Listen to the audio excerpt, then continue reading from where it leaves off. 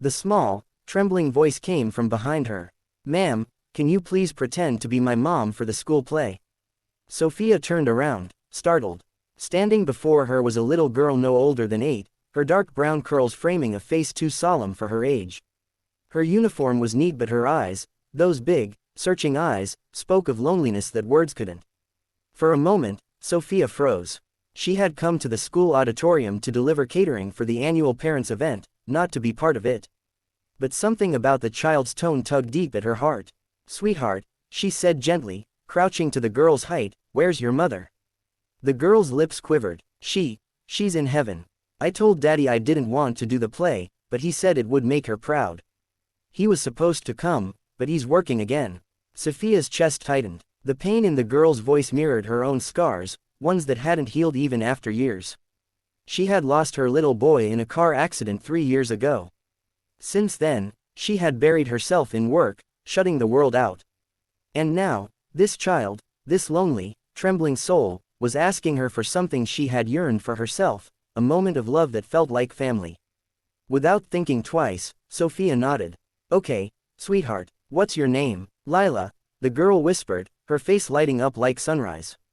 "Thank you, ma'am." The play began. It was a simple school performance about a girl and her mother baking cookies for Christmas. Lila had the lead role. She stood center stage, nervous but glowing as she looked towards Sophia sitting in the front row, pretending to be her mom. When it was time for the final scene, the mother hugging her daughter after a heartwarming song, Sophia was asked to come on stage. The audience thought she was Lila's mother.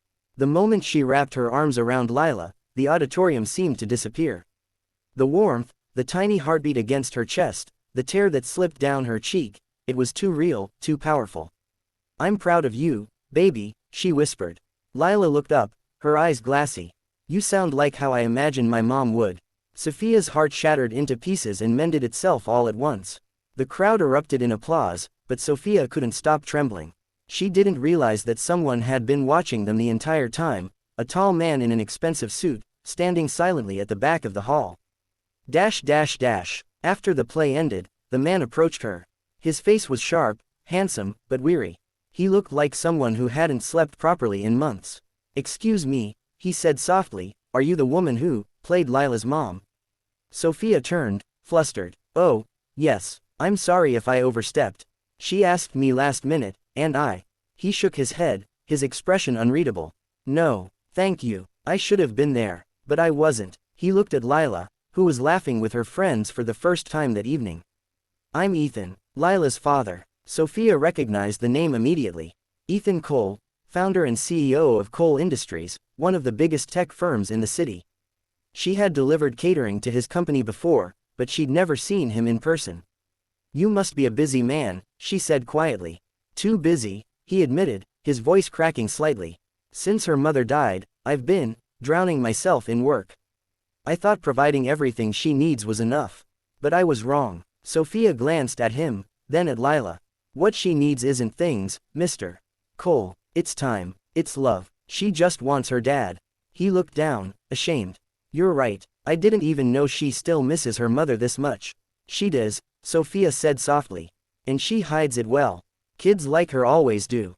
A few days later, Sophia was surprised when Ethan showed up at her small cafe. "I came to thank you," he said. "Lila hasn't stopped talking about you. She keeps saying she wants to bake cookies with her stage mom." Sophia smiled gently. "She's a sweet girl." "She is," he said, hesitating. "Would you come by this weekend? Maybe bake those cookies for real. I think it would mean a lot to her." Sophia's heart skipped a beat.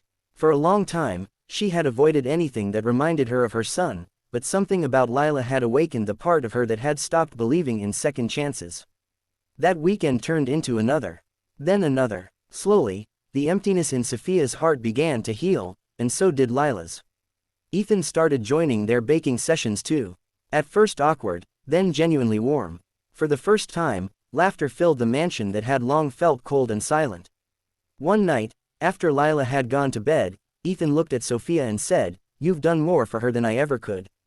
I owe you everything." Sophia smiled sadly. "You don't owe me anything, Ethan.